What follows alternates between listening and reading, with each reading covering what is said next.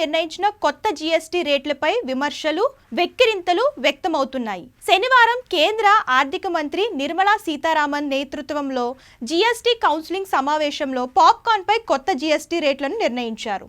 ఉప్పు, కారం, మసాలాలు కలిపిన నాన్ బ్రాండెడ్ పాప్కార్న్పై 5%, బ్రాండెడ్ ప్రీ ప్యాక్ పాప్కార్న్పై 12% జీఎస్టీ విధించారు.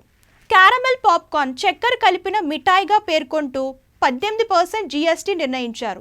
సులభంగా ఉండాల్సిన ట్యాక్స్ రేట్లను సంక్లిష్టంగా మార్చడాన్ని ఇన్ఫోసిస్ మాజీ డైరెక్టర్ మోహన్ దాస్ పై తప్పుబట్టారు. ఈ సంక్లిష్ట విధానం ప్రజలకు ప్రాణ సంకటంగా మారుతుందని మాజీ ఆర్థిక సలహాదారులు కృష్ణమూర్తి సుబ్రహ్మణ్యన్ విమర్శించారు. కొత్త జీఎస్టీ రేట్లను ఎద్దేవా చేస్తూ సోషల్ మీడియాలో మీమ్స్ వైరల్ అవుతున్నాయి.